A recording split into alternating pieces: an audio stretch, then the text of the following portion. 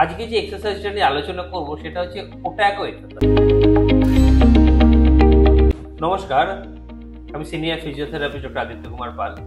আজকে যে এক্সারসাইজটা নিয়ে আলোচনা করব সেটা হচ্ছে ওট্যাগো এক্সারসাইজ। এই ওট্যাগো এক্সারসাইজটা কিন্তু মূলত আমাদের ব্যালেন্স রিকভারির জন্য রিহ্যাবিলিটেট আমরা করাই রোগীদেরকে, এবং এটা কিন্তু নিউজিল্যান্ডে এক্সারসাইজ প্রোগ্রামটা তৈরি করা হয়।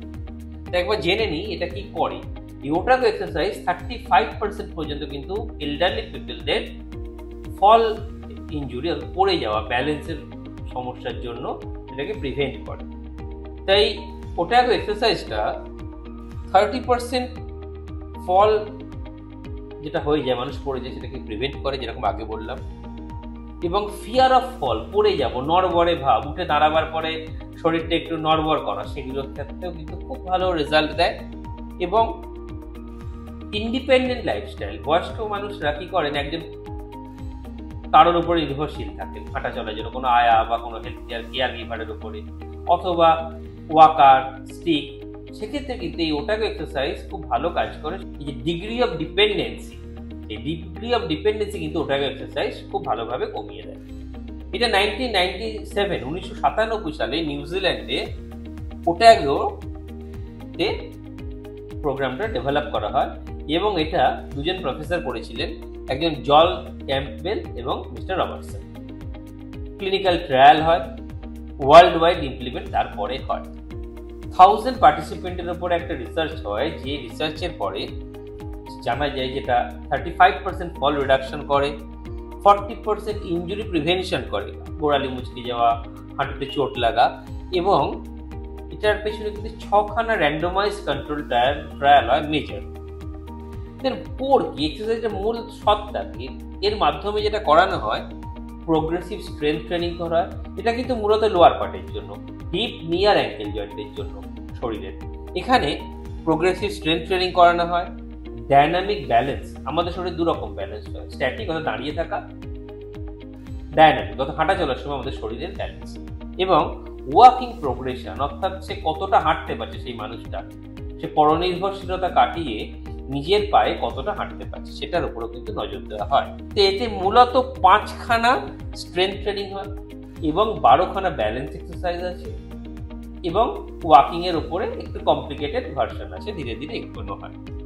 কি স্ট্রেংথ, একটা নি জয়েন্টকে স্ট্রেংথেনিং করানো হয়, একটা হিপ অ্যাবডাকশনকে করানো হয়, অ্যাঙ্কেল জয়েন্টের উপরে করানো হয়, এবং সিট টু স্ট্যান্ড অর্থাৎ মাল্টি জয়েন্টে কাজ করানো হয়। ওটাই বলে ব্যালেন্স এক্সারসাইজ কি কি আছে। First, backward walking. Second, walking and turning. এগুলো কিন্তু চেয়ার ধরে কাজ, এক্সারসাইজগুলো একটা চেয়ারকে ঘিরে আমি একদিন এই ভিডিওর মাধ্যমে আমাদের এই চ্যানেলে আমি কিন্তু ডেমনস্ট্রেট করে দেবো যে কী করে ওটাকে করা হয়। আজকে জাস্ট একটা I opening. Third, sideways walking, পাশে হাঁটা।